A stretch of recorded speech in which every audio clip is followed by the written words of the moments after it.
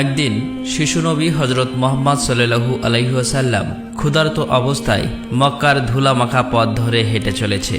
কিছুটা দূরে ছিল আবু জাহেলের খেজুর বাগান।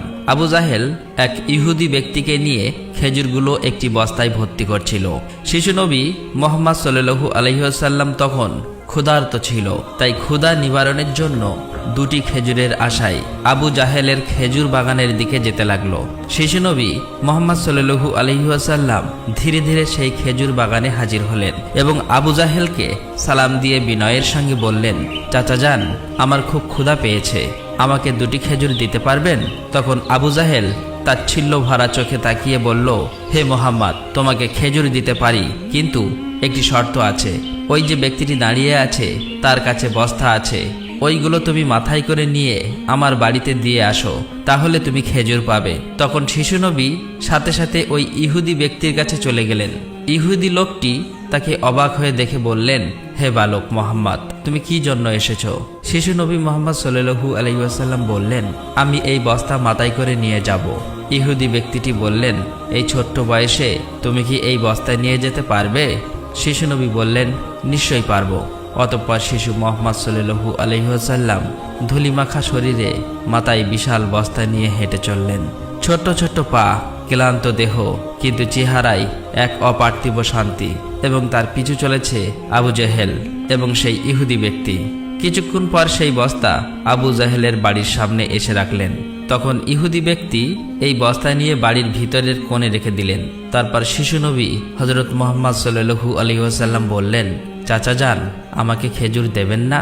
তখন আবু জাহেল মাত্র একটি খেজুর দিলেন। তখন শিশু নবী হজরত মুহাম্মদ সাল্লাল্লাহু আলাইহি ওয়াসাল্লাম বললেন, চাচা যান, আর একটি খেজুর দেবেন না? এই নির্দোষ চাওয়াই যেন আবু জাহেলের আগুনে ঘি ঢেলে দিল। সে রেগে গিয়ে হঠাৎ করে একটি প্রচণ্ড থাপ্পড় মারল শিশু মুহাম্মদ সাল্লাল্লাহু আলাইহি ওয়াসাল্লামের গালে। সঙ্গে সঙ্গে সূর্য যেন হঠাৎ ডুবে গেল, আকাশ কেঁদে উঠল, বাতাস স্তব্ধ হয়ে গেল, পাহাড় পর্বত যেন অশ্রু ঝরালো। যে একটি নিষ্পাপ শিশুর উপর এমন অন্যায়! নিষ্ঠুর আবু জাহেল হাসতে হাসতে ঘরে প্রবেশ করল। ঠিক তখনই ঘটল এক অলৌকিক ঘটনা। খেজুর ভর্তি বস্তার মুখ খুলতেই আবু জাহেল হতবাক হয়ে গেলেন। আবু জাহেল দেখল বস্তার সমস্ত খেজুরগুলো ছোট ছোট পাথর হয়ে গেছে। চোখের সামনে এমন অলৌকিক ঘটনা দেখার পর সেই ইহুদি বিস্ময়ে হতবাক হয়ে গেল। এই দৃশ্য দেখে সেই ইহুদি ব্যক্তি থমকে দাঁড়ালেন। এমন অলৌকিক ঘটনার কথা জানানোর জন্য ইহুদি ব্যক্তিটি দ্রুত তাদের নেতার কাছে ছুটে গেল। কিন্তু নিষ্ঠুর অত্যাচারী আবু জাহেল তখন ঘর থেকে বের হয়ে এলো এবং কটাক্ষ করে বললেন, হে মোহাম্মদ, তুমি তো বড় জাদুঘর, আমার খেজুরগুলো জাদু করে পাথর করে দিয়েছ। শিশু নবী মুহাম্মদ সাল্লাল্লাহু আলাইহি ওয়াসাল্লাম নরম কণ্ঠে মাথা নিচু করে বললেন, চাচা যান, আমি কিছুই জানি না। এই কথা বলতেই নিষ্ঠুর আবু জাহেল আর একটা চড় মারলেন। চড়ের শব্দে যেন আবারও আকাশ কেঁপে উঠল, পাহাড় স্তব্ধ হয়ে গেল, আর শিশুটির চোখে জমে উঠল এক বিন্দু অশ্রু। কিন্তু কি আশ্চর্য, শিশু মুহাম্মদ শুধু এতটুকুই বললেন, চাচা যান, আপনার হাতে ব্যথা লাগেনি তো? আহা, কি মমতা, কি সহমর্মিতা! নিজে চড় খেলেন, অথচ চিন্তা করলেন চড় মারা মানুষের ব্যথার কথা। অতঃপর শিশু নবী সেই ব্যথা আর অপমানের বোঝা নিয়ে বাড়ি ফিরলেন না। চুপচাপ চলে গেলেন পাহাড়ের কিনারায়, শুধু নিঃশব্দে দাঁড়িয়ে রইলেন। এই ঘটনা দেখে গাছগুলো, পাহাড়গুলো বলতে লাগলো, আহ আফসোস, যাকে না সৃষ্টি করলে এই জমিন, এই আসমান, এই পৃথিবী কিছুই সৃষ্টি হতো না। সেই মহান নবী আজ ক্ষুধার্ত, অপমানিত, অবহেলিত। কিন্তু তবুও পাষাণ্ড আবু জাহেলের হৃদয় এতটুকুও কাঁপল না, এক বিন্দু অনুতাপও তার চোখে এলো না। এদিকে সেই ইহুদি ব্যক্তিটি তাদের নেতার কাছে এসে বলল, আজ এমন এক ঘটনা দেখেছি যা কল্পনাকেও হার মানায়। আব্দুল্লাহর পুত্র শিশু মুহাম্মাদের এমন ক্ষমতা আছে যা দুনিয়ার কারণেই। তাকে একটা চড় মারলে খেজুর সব পাথর হয়ে যায়। আচ্ছা, আপনি কি বলতে পারবেন এটা কি জাদু না অলৌকিক ক্ষমতা? তখন তাদের নেতা বললেন, আমরাও শুনেছি আমাদের ধর্মগ্রন্থ নাকি মুহাম্মাদের নাম আছে, সে হবে শ্রেষ্ঠ নবী এবং শেষ নবী। তবে তিনি কি এই মুহাম্মদ, এটা জানার জন্য আমাদের ধর্মগুরুর সান্নিধ্য প্রয়োজন। যদি এটা সত্য হয় তবে তাকে আমরা বাঁচাতে দেব না, এই পৃথিবী থেকে সরিয়ে দেব। তোমরাও যাও, আমাদের ধর্মগুরুর কানে এটি পৌঁছে দাও। তখন সেই ইহুদি ব্যক্তিটি আবারও আবু জাহেলের বাড়ির দিকে রওনা হলেন। যেতে যেতে সেই খেজুর বাগানের কাছে উপস্থিত হয়ে দেখলেন সমস্ত খেজুর গাছের খেজুর নেই, সব একেবারে পাথর হয়ে গেছে। এটা দেখে সেই ইহুদি ব্যক্তিটি হতভম্ব হয়ে গেলেন। তিনি আর এক মুহূর্ত দাঁড়ালেন না, খুব দ্রুত আবু জাহেলের বাড়ির দিকে রওনা হলেন। আবু জাহেলের বাড়িতে এসে বললেন, ভাই, আপনার খেজুর বাগানের সমস্ত খেজুরগুলো তো পাথরে পরিণত হয়ে গেছে। এখন এটাকে যদি ফিরিয়ে আনতে না পারেন তাহলে অনেক টাকা ক্ষতি হয়ে যাবে। এটাকে ফেরানোর একমাত্র পথ হলো শিশু মুহাম্মাদের কাছে ক্ষমা চাওয়া। কিন্তু আবু জাহেল ক্ষমা চাওয়ার পাত্র ছিল না। সে ছিল নিষ্ঠুর এবং অতি চালাক। তাই সে চালাকি করেই বলল, ঠিক আছে, চলো আমরা মুহাম্মাদের বাড়িতে গিয়ে দেখি। এই বলে তারা শিশু মুহাম্মদ সাল্লাল্লাহু আলাইহি ওয়াসাল্লামের বাড়ির দিকে রওনা হলেন। শিশু মুহাম্মদ সাল্লাল্লাহু আলাইহি ওয়াসাল্লাম থাকতেন চাচা আবু তালেবের সঙ্গে। চাচা আবু তালেব তখন ঘরে একা। কিছুক্ষণের মধ্যেই আবু জাহেল এসে হাজির হয়ে বললেন, হে আবু তালেব, শিশু মুহাম্মদ কোথা থেকে এমন জাদু শিখেছে? সে তো বড় জাদুঘর। সে আমার খেজুরগুলো সব পাথর করে দিয়েছে। কোথায় গিয়েছে তুমি কি খবর রাখো? তাকে তো খুঁজে পাওয়া যাচ্ছে না। দেখো কোন পাহাড়ের কিনারায় জঙ্গলের বাঘ ভাল্লুকে খেয়ে নিয়েছে কিনা। এই কথা শোনা মাত্রই চাচা আবু তালেব আর দেরি করলেন না, শিশু নবীকে খুঁজতে বার হলেন। এদিকে শিশু নবী হযরত মুহাম্মদ সাল্লাল্লাহু আলাইহি ওয়াসাল্লাম পাহাড়ের কিনারায় বসে কাঁদছে আর বলছে, আজ যদি আমার মা বাবা বেঁচে থাকতো আমার সাথে কেউ এরূপ ব্যবহার করতে পারত না। আমি আজ বড় একা। শিশু নবীর কান্না দেখে জঙ্গলের বাঘ ভাল্লুক হরিণ সেখানে আসলেন। সেই ব্যথায় ব্যতীত হয়ে তারাও যেন কাঁদছে আর বলছে, ইয়া রাসূলুল্লাহ, রাহমাতুল লিল আলামিন, এই চর যেন আমাদের লেগেছে। ইয়া রাসূলুল্লাহ, তুমি আর কেঁদো না, এই কান্না আমরা সহ্য করতে পারছি না। অতঃপর কিছুক্ষণের মধ্যেই চাচা আবু তালেব সেখানে হাজির হলেন। এটা দেখার পর তিনি আর কিছুই বললেন না, একেবারে অবাক হয়ে গেল। তখন চাচা আবু তালেব সান্ত্বনা দিয়ে বললেন, তোমাকে এমন কষ্ট দিল, আমি তো আছি। আমি বেঁচে থাকতে কেউ তোমাকে আঘাত করতে পারবে না। অতঃপর শিশু নবীকে নিয়ে চাচা আবু তালেব বাড়িতে চলে এলেন। সেই রাতেই চাচা আবু তালেব আবু জাহেলের বাড়িতে গিয়ে বললেন, তুমি তাকে জাদুঘর বলছো, অথচ সে তো কিছুই চায়নি। সে তো তোমার খেজুর নেয়নি, তোমার বিরুদ্ধে কিছু বলেনি। এই শিশুর চোখে যে অশ্রু ঝরেছে সেই অশ্রু একদিন পাহাড়ও গলিয়ে দেবে। এই কথা বলে তিনি সেখান থেকে চলে আসলেন। এই কথা শুনে আবু জাহেল কোনো জবাব দিল না, কারণ এই শিশুর মধ্যে এমন কিছু ছিল যা সে অনুভব করতে পারছিল কিন্তু স্বীকার করতে পারছিল না। আসলে আবু জাহেল ছিল মিথ্যাবাদী এবং অত্যাচারী। সেই রাতে মক্কার আকাশে এক উজ্জ্বল আলো দেখা গেল। সবাই ভাবল বুঝি কোনো তারা পড়েছে। ফেরেশতারা একে একে নেমে আসলো। এক ফেরেশতা আরেক ফেরেশতাকে বলল, এই শিশুর চোখে পানি দিয়ে একদিন মহা কিতাব নাজিল হবে। এই শিশু হবে শ্রেষ্ঠ মানব তথা শ্রেষ্ঠ নবী, যা সমগ্র বিশ্ববাসীর জন্য রহমত স্বরূপ। এদিকে ইহুদি কাফেররা এই অলৌকিক ঘটনা শোনার পর নবীজিকে হত্যা করার জন্য ষড়যন্ত্র লিপ্ত হয়ে যায়। কেননা তারা চেয়েছিল যে শেষ নবী তাদের বংশের মধ্যে জন্ম হোক, কিন্তু তা হয়নি। তাদের মধ্যে একজন ইহুদি তাদের ধর্মগুরুর কাছে গিয়ে সমস্ত ঘটনা খুলে বললেন। তখন তাদের ধর্মগুরু বললেন, আমি চিনেছি তাকে, সে সেই নবী যার বর্ণনা আমাদের কিতাবে আছে। তার দুটি চিহ্ন রয়েছে, একটি কাঁধে নবুয়াতের মোহর, অন্যটি তার দৃষ্টিতে রহমত। অন্য একজন প্রশ্ন করল, তাহলে আপনি কি ঈমান আনবেন? তখন তিনি চুপ করলেন, মাথা নিচু করলেন, তারপর শুধু বললেন, আমরা চেয়েছিলাম আমাদের বংশে আসুক, তাই আমরা সত্যকে অস্বীকার করব। অন্যদিকে প্রতি বছর চাচা আবু তালেব ব্যবসার উদ্দেশ্যে সিরিয়ায় সফর করতেন। সেদিনও চাচা আবু তালেব সিরিয়া সফরের উদ্দেশ্যে প্রস্তুত হচ্ছিলেন। ঠিক সেই সময় শিশু মুহাম্মদ সাল্লাল্লাহু আলাইহি ওয়াসাল্লাম এসে বললেন, চাচা যান, আপনার সঙ্গে আমিও সিরিয়ায় সফরে যাব। কিন্তু শিশু মুহাম্মাদের কথা চাচা আবু তালেব ফেলতে পারলেন না। অতঃপর পরের দিন ব্যবসার উদ্দেশ্যে শিশু মুহাম্মাদকে নিয়ে চাচা আবু তালেব সিরিয়া সফরের উদ্দেশ্যে রওনা হলেন। এভাবেই চলতে চলতে কয়েক মঞ্জিল পথ অতিক্রম করার পর বাণিজ্য কাফেলা শাম নামক একটি জায়গায় গিয়ে বিশ্রাম নিচ্ছিলেন। সেখান থেকে কিছুটা দূরে খ্রিস্টানদের একটি গির্জা ছিল। সেই গির্জায় খ্রিস্টানদের একজন ধর্মগুরু ছিল, যে সেই জামানার সবচেয়ে মহাপণ্ডিত ছিল। কাফেলা যখন আবারও চলতে শুরু করলো, তখন ওই খ্রিস্টানদের ধর্মগুরু লক্ষ্য করে দেখল কাফেলার সাথে সাথে যে সোজা শিশু নবী আছে তার ঠিক মাথার উপর একখণ্ড মেঘ আছে। তার মাথার উপর ছায়া দিতে দিতে সরে আসছে। এটা দেখে তিনি অবাক হয়ে গেলেন। খ্রিস্টান ধর্মগুরু খুব শীঘ্রই তাদের ধর্মগ্রন্থ পড়ে বুঝলেন নিশ্চয়ই কাফেলার ভিতরে আখিরি জামানার শেষ নবী রয়েছে। তখন তিনি খুব দ্রুত তাদের একজন লোককে ডাকলেন এবং বললেন, তোমরা যাও, ওই কাফেলার সকলকে ডেকে আনো, তাদেরকে আমরা দাওয়াত খাওয়াবো। এই কথা শুনে তারা সেখানে চলে গেল এবং তাদেরকে বলল, প্রিয় ভাইরা, আমাদের ধর্মগুরু আপনাদের সকলেরই দাওয়াত করেছেন, এই দাওয়াত আপনারা কবুল করুন। অতঃপর কাফেলার সকলেই ওই গির্জায় আসলেন। তারপর খ্রিস্টান ধর্মগুরু কাফেলার সকলকে পেট ভরে খাওয়ালেন। অতঃপর কিছুক্ষণ পর খ্রিস্টান ধর্মগুরু আবু তালেবকে বললেন, হে কাফেলার সর্দার, নিশ্চয়ই এই শিশুর পিতামাতা ইন্তেকাল করেছে। আবু তালেব বললেন, হ্যাঁ, আপনার অনুমান সত্য, তারা ইন্তেকাল করেছে। এখন আমি তাকে লালন পালন করি। তখন খ্রিস্টান ধর্মগুরু বলল, এ কাফেলার সর্দার, শুনে রাখো, আপনার ভাতিজা নিশ্চয়ই আল্লাহর শেষ নবী হবেন। তার পৃষ্ঠদেশে মোহরের নবুয়াত খচিত আছে। তার প্রতি তুমি খুবই সতর্ক দৃষ্টি রাখবে এবং তাকে কোথাও একা যেতে দেবেন না। কেননা ইহুদি নাসারাগণ এটা জানতে পারলে, চিনে ফেললে, তারা শিশু মোহাম্মদকে প্রাণনাশের চেষ্টা করবে, এতে কোনো সন্দেহ নেই। তখন চাচা আবু তালেব বললেন, আপনি এই খবর জানেন কিভাবে? খ্রিস্টান ধর্মগুরু বললেন, আমি তৌরাত কিতাবে এই ঘটনার বর্ণনা পেয়েছি। তুমি যাও, তোমার ভাতিজাকে এখানে ডেকে আনো। তখন চাচা আবু তালেব শিশু মোহাম্মদকে সেখানে আনার জন্য চলে গেলেন। কিছুক্ষণ পর খ্রিস্টান ধর্মগুরু দেখলেন আবার একটি কাফেলা রওনা হচ্ছে।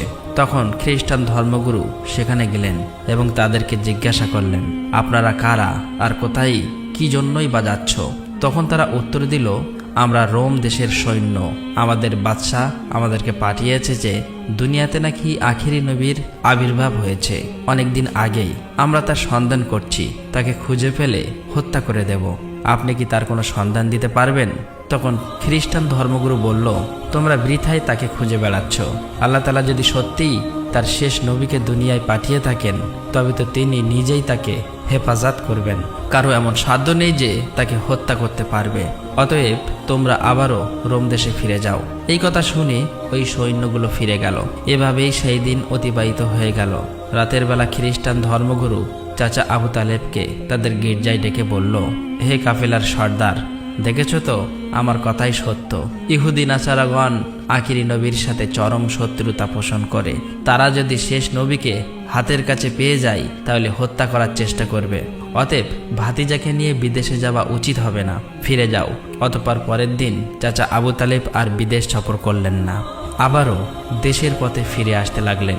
কিছুক্ষণ যাবার পর পথের মধ্যে একটি ঘোড়া দেখতে পেলেন, কিন্তু সেখানে কোনো মানুষ ছিল না। এটা দেখে তারা সেখানে দাঁড়িয়ে পড়লেন। তারপর দেখলেন একজন মানুষ মৃত অবস্থায় পড়ে আছে। আসলেই এটি ছিল একজন ইহুদি যে শিশু নবীকে হত্যা করতে এসেছিল। কিন্তু আজ সেই শিশু নবী নিজে তাকে বাঁচিয়ে তুলছে, নিজের হাতে পানি খাওয়াচ্ছেন। এভাবেই তাকে বাঁচিয়ে নিজেদের সাথে নিয়ে আবারও পথ চলতে শুরু করলেন। এভাবেই চলতে চলতে তাদের কাফেলা একটি সাগরের কিনারায় এসে উপস্থিত হলেন। সেখানে ছিল একটি জেলে সম্প্রদায়ের বসবাস। তাদের কাফেলা সেখানেই বিশ্রাম নিচ্ছিলেন। কিন্তু ওখানকার জেলে সম্প্রদায় ছিল মূর্তি পূজারী। তারা ছিল কুসংস্কারে আবদ্ধ। চাচা আবু তালেব হঠাৎ করে একটি জায়গায় গিয়ে দেখল একদল জেলে সম্প্রদায় মূর্তি পূজা করছে। তখন তাদের মধ্যে একজনকে জিজ্ঞাসা করল, প্রিয় ভাইরা, আপনারা এমন করে মূর্তি পূজা করছেন কেন? তখন সেই ব্যক্তি বলল, আমাদের জালে বহুদিন থেকে মাছ ধরা পড়ে না, তাই সমুদ্রের দেবতাকে খুশি করার জন্য এই পূজার আয়োজন করেছি।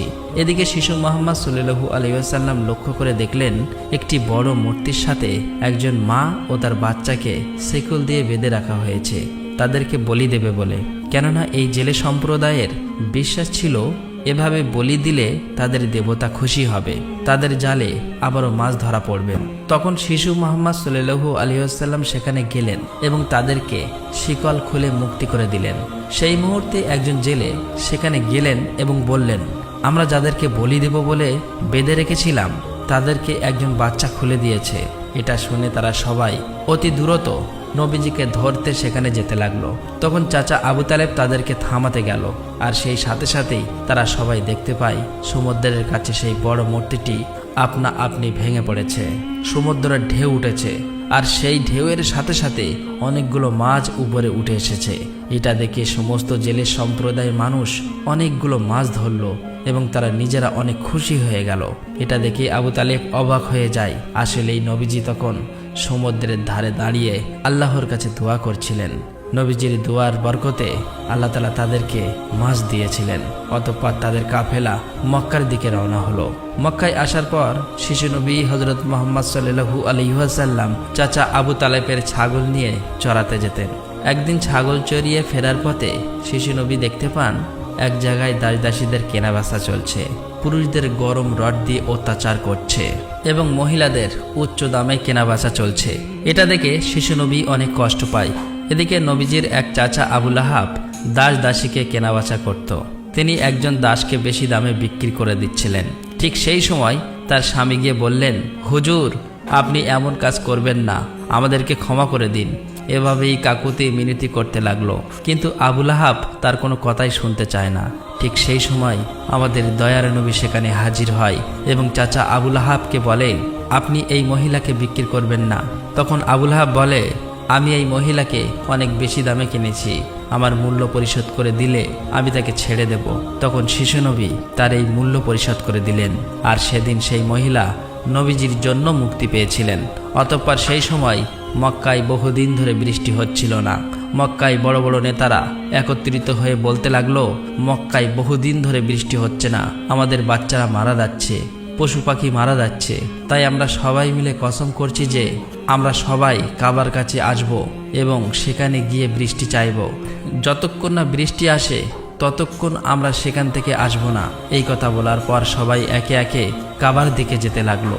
সেখানে চাচা আবু তালেবও যাবে। ঠিক এমন সময় শিশু মুহাম্মদ সাল্লাল্লাহু আলাইহি ওয়াসাল্লাম চাচা আবু তালেবকে জিজ্ঞাসা করলেন, চাচা যান, আপনি কোথায় যাচ্ছেন? চাচা আবু তালেব বললেন, হে মুহাম্মদ, আমাদের মক্কা শুকিয়ে গিয়েছে, বহুদিন বৃষ্টি হয় না, একে একে সবাই মারা পড়ছে, তাই বৃষ্টির জন্য কাবা ঘরের কাছে যাচ্ছি।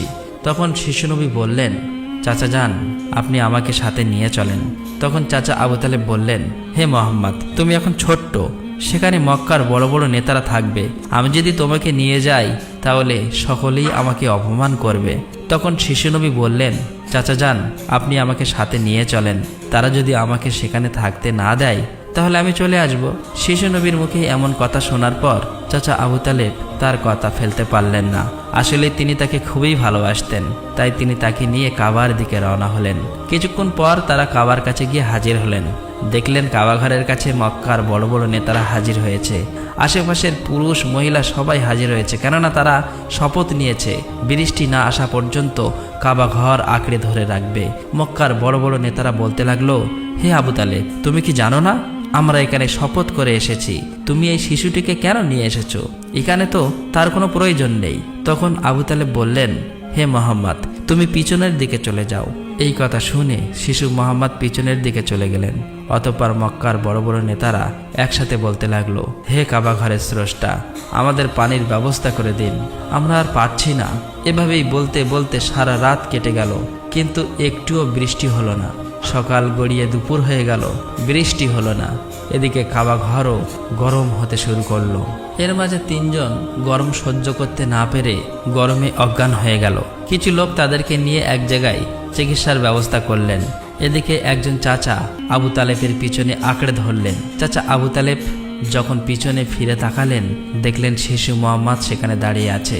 অত্যন্ত রেগে গেলেন এবং বললেন, হে মুহাম্মদ, তুমি এখানে কেন এসেছো? তখন শিশু মুহাম্মদ বললেন, চাচা যান, আমাকে আসতে দিন, আমি আসলেই মহান আল্লাহ তাআলা পানি বর্ষণ করবেন। তখন চাচা আবু তালেব বললেন, এখানে এতগুলো মক্কার বড় বড় নেতা আছে, তারা সবাই পানি চাইছে, কিছু হচ্ছে না, আর তুমি এখন এই শিশু বয়সে কি করবে?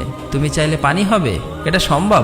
অতএব তুমি পিছনের দিকে চলে যাও। এই কথা শুনে শিশু নবী আবার পিছনের দিকে চলে আসলেন।